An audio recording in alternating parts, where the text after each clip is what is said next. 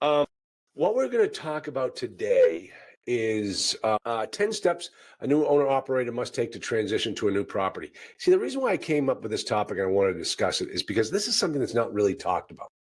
And I think it's very important that you understand the transition and also the how certain hats, occupations blend together in this system. Um, so we're going to talk about it first as if you just bought a property, you know, everybody thinks you're great. You just, did it. You nailed it. Now everybody goes home and you get to stay up late with that baby every single night, nursing it and feeding it until you achieve those goals in your exit strategy. Boy, I made it sound like you're a parent, but the problem with that is, a parent, you don't have an exit strategy. That's why multifamily ownership is better than being a parent. Kidding. All right, here we go. First off, one of the things you're going to do is you're going to notify your people that there's going to be a change of management. You're going to get these letters out to your residents and your vendors. You're going to tell them how they pay their rents. Probably not going to be much of a change. Who to contact if there's a problem. Have all of that stuff set up with your property management company. Now, I'll tell you one time I made a mistake, and I don't want you to make the same mistake. It was a property that I owned where it was a particular ethnic group lived in this particular property. And at the time, I'm not going to lie, it was during the Bush administration, the second Bush administration. There was a lot of talk about, immigrants and, showing your green card and proving that you're a citizen, all that type of crap. That particular ethnic group was running scared. So one time I put out a letter to the staff, to the residents, saying we're going to have an inspection, insurance inspection, going around the next day. I lost 10% of my renters that night by sending out that letter. So be very careful how you say it. Remember, these people get up and go to work every day to bring home 1/3 of their paycheck to give to you. Treat them like gold. All right. So make sure that that's a good, well-written, well-marketing with a marketing mindset, because these are your customers. Just be ready for that. Phones and voicemail, obviously, you got to change these over. Make sure that they are directed. Make sure they're going to be answered 24 hours a day. Great services out there that can be live, that you'll always have a live person answer. I mean, one of the ones that we used to use was Pat Live. Pat Live. That was the name of the service that answered our phones. Everyone was named Pat. Hey, I called your office the other day and I spoke to Pat. Yep, you did. Because everyone at that service was named Pat, and they always answer the phones live. So make sure you do that. Make sure you've got all the cell phones locked up and know who owns them and where they're going. Okay, utilities transfer. This is huge. You don't start this process the day before. You've got to start speaking to the utility company a month before you own that property to find out what the utility transfer is going to entail and what that utility company is going to need. Remember, this is for all your utilities: water, trash, not so much sewer, electricity, gas, all of those services. Make sure that you speak to them beforehand. And one of the biggest issues is ask them the question: are you going to require a deposit? Because they don't know who you are, and they provide a lot of their product to your company, and they may want to do a little credit check or request a deposit from you. So make sure you know that. That will eat into if you haven't accounted for it, that number really needs to appear on the sources and uses section of your PPM, and so that you know exactly what you need to have in cash in order to pay that bill before the closing date. All right. If you didn't account for it, you know where it's coming out of? It's coming out of your pocket. It's coming out of your acquisition fee. Make sure that you figure it out. You can get it paid back over time, but remember, you have to have set that up and accounted for that money, preferably in the sources and uses section. All right. Okay. You always want to go talk to the housing authority and also the apartment association. If there's a local apartment association, join it. The best property managers I hired were recommended to me by the presidents of the local apartment associations. That was a great thing. That was money incredibly well spent. So make sure you sign up for any apartment association. Also, the housing authority, let them know, hey, come on, I want to be approved for Section 8 so that you can send some of your people my way. Listen, you want to get in good with the Section 8 people. So make sure on day one, you're down there bringing donuts. All right. And make sure they know who you are and why you're there. Become their friend. And you always want to find out. Okay, let me give you a little tip. If you are looking to buy a property, and this property is primo for Section 8, like just by looking at it, there should be Section 8 people living at this property, and there aren't. And you can tell that just by looking at the rent roll. There's going to be a column for rent subsidy, and there's nothing on there for the whole entire property for rent subsidy. And Section 8 does not work with your group. And then you go ask the owner, hey, why aren't there any Section 8 people on this property? Oh, I hate Section 8. I can't stand those people. I won't work with them. I refuse to work with them. Chances are pretty good that they want to refuse to work with him. And then your property is blackballed with Section 8, and you can't get Section 8 people on there to pay you. You want to find that out ahead of time. You especially want to find it out ahead of time if your exit strategy is to, or your investment strategy is to add more Section 8 people to the mix. Not good. All right, next. Oh, you do the city certs, the pool, the boiler. Guys, there was a big thing where you saw a lot of pools get shut down and never get opened up again. And let me tell you the anecdotal story of why that was. I don't know if it's true. See if somebody else knows this to be true. But supposedly, some U.S. senator's grandchild got caught in a pool filter and drowned. And so she came up with legislation all over the country that every pool had to be remodified so that type of thing doesn't happen. And a lot of property owners said, it's not worth it. We're going to get rid of the pool. We'll shut down the pool. So a lot of pools being filled in, and they got out of the business of running the pools because they didn't want to have to pay for that new cost of bringing the property up to compliance with the law. That's the story I heard.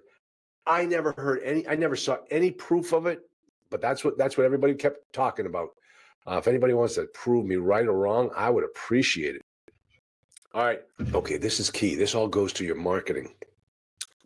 Get the website up and running. There are some companies that have turnkey websites for properties.